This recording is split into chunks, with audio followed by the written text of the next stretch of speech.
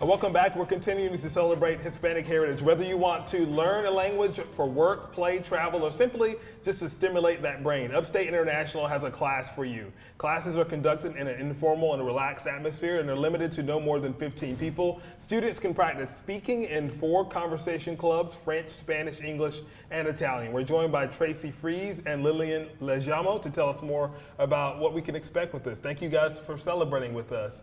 You celebrate all year long with Upstate International. For folks that have maybe seen your logo but not sure exactly what you guys do, tell us some of the programs that Upstate International puts on. Well, thank you for asking. Upstate International has been doing this programming for about 24 and a half years now. A long time. A long time, and we're celebrating our anniversary in March.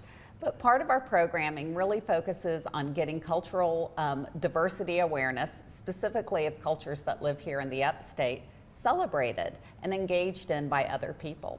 So we have programs like Salsa at Sunset. That's a big one. It's a big one, and I think right? you guys do such a good job of bringing that to the masses, because people, they love to dance, they love to interact with folks that are Spanish speaking and Hispanic cultures. It's really a great way to do it right here at Camperdown. So be on the lookout for those when they come back up. That's right, and that's a good opportunity for our Hispanic population to come enjoy downtown Greenville also, because it's free and open to the public. Yes.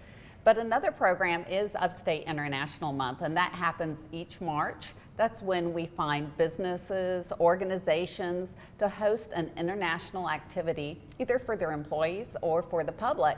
But the neat thing for us is we just raise the funds and we market at each and every event. So you're looking at 110 or so international activities in the Upstate. I mean, everyone's calendar should be full, right? You guys are really busy doing this year round, which is great. We always like to focus on Hispanic Heritage Month, but you guys are celebrating cultures all year long, all around the globe, which is really cool to be able to have that here. Let's talk about the language clubs. Lillian, I know you started not with Spanish, but with Italian? That's correct, and that was a long time ago, when the Upstate used to be in the City Hall, and many years ago, and I started with Italian conversation. I had already had a base in Italian. I already had studied in university Italian, so this was a conversation class, and I have always enjoyed this type of environment. You know, the Upstate provides a very cozy and warm environment, and to be honest with you, I'm still friends with most of the students, and I still keep in touch with the teachers. Yeah, I bet. So, and this is like many, many years ago, in the 2000 something. So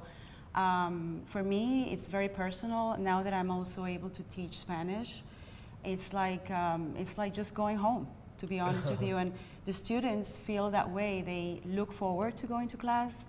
They know they're going into a, you know, welcoming, global, cosmopolitan place where they listen to different languages at the same time, and it's almost like stepping into another country for a couple of hours, you know? Yeah. And it's a fun way to learn. It's a hands-on learning. Like, we loved, for example, to do a cooking class together. So we cook and speak about different words, you know, that you use in a kitchen in a natural manner, organic way. So it's so immersive that you're actually learning things that you would use if you were to go to a place and you needed to use these terms to communicate. So it's not just about reading a book, it's like living that, whatever you're reading about. I love that. For example, songs. You know, I love to use songs. So I do the Spanish and the English so they know what they're saying, and by singing these songs, they're not only learning the language, but they're starting to understand a little bit of the culture. And you know, Spanish is spoken in like 21 countries in this world. So it's quite global, and how amazing it is to travel and to arrive in a country that you maybe went before, you didn't understand what was going on, and now you know what's going around you. So it's great. So who are these classes for, and what, do we need to have any prerequisites to be able to participate in it? You don't, but I will say there are language learning opportunities at all levels.